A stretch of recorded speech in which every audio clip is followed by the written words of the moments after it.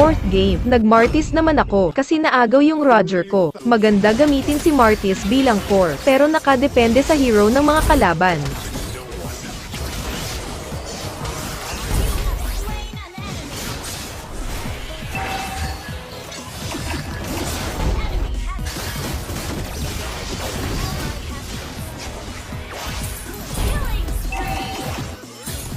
At ayun nga, pagdating ng late game kami pa nalugi sa kalaban.